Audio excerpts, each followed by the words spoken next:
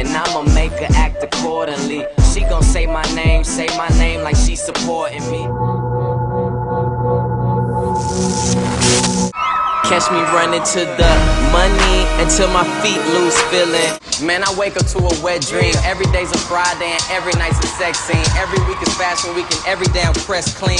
Detroit's angel, I even got red wings. I'm headed to the ball, me and 3 prom queens. My life's prom night and guess who's the prom king?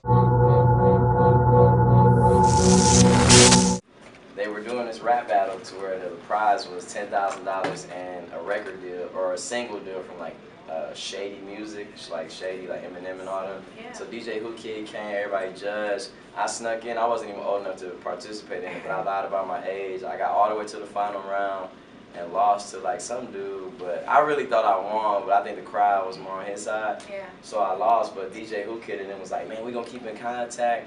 Yo, we gonna, you know, do this. And then obviously they didn't.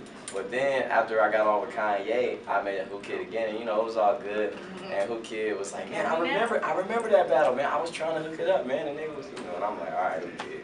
You know, Who Kid's my homie for life, man, so it's all good. But yeah, that actually did happen once. Tried to hook up with Shady. But Good Music was a perfect fit, man. I couldn't be happier, so everything works out for a reason.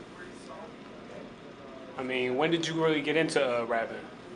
And I got into rapping when I was like, probably about like 11, 12. You know, old enough, like as soon as I started getting into girls, you know, all the girls was like in love with like Puff Daddy and Mace and like all of them. So I got in it like solely for that reason at first.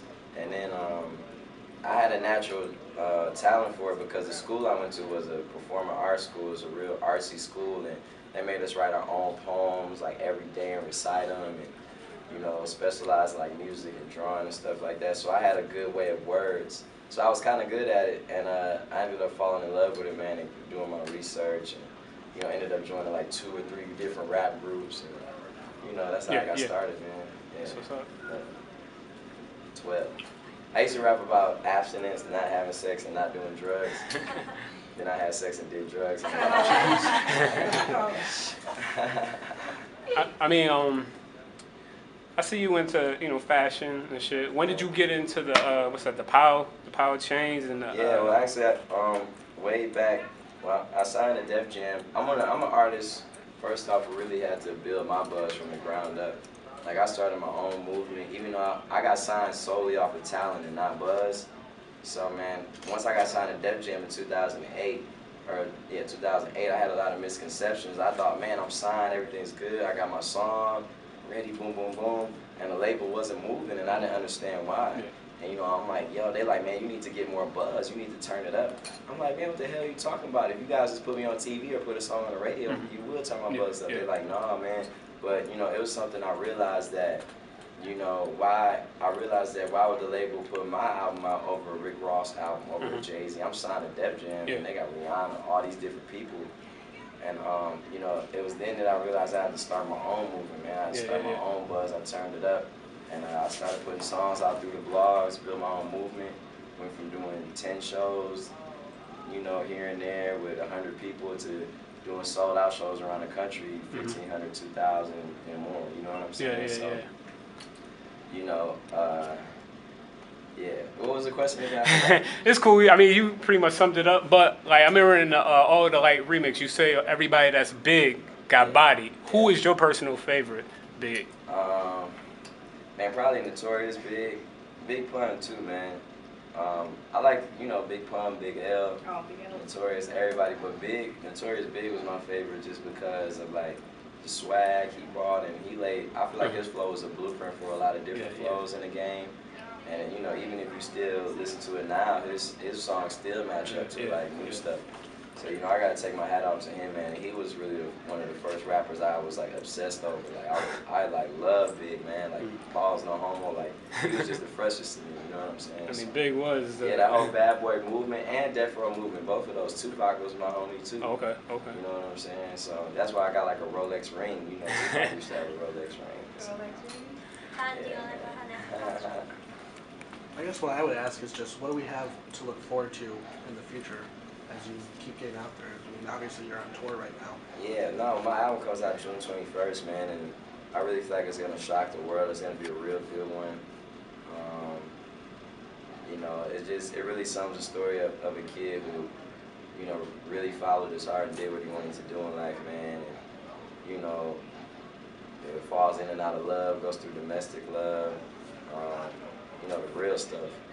Parties, messes up in life, gets high, off life, high off life.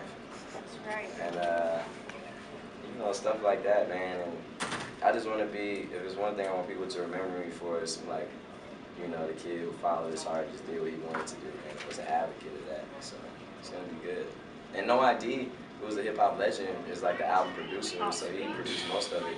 And you got Kanye, Pharrell, and all these people, so it's definitely not going to be bad.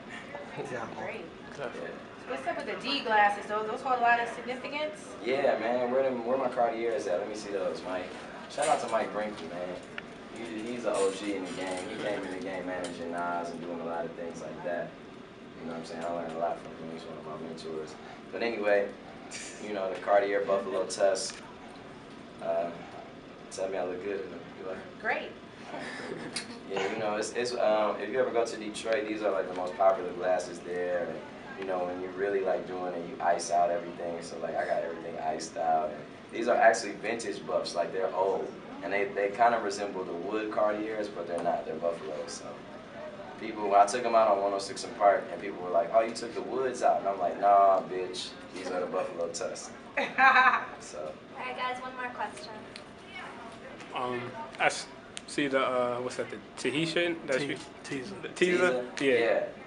Yeah, that's my Are you homie. are you in like sponsored or is this one of your Well, it's homies? one of that my you're- homies, Taz Arnold, who owns it, you know what I'm saying? It's his company, but we're doing a collab like around my album time.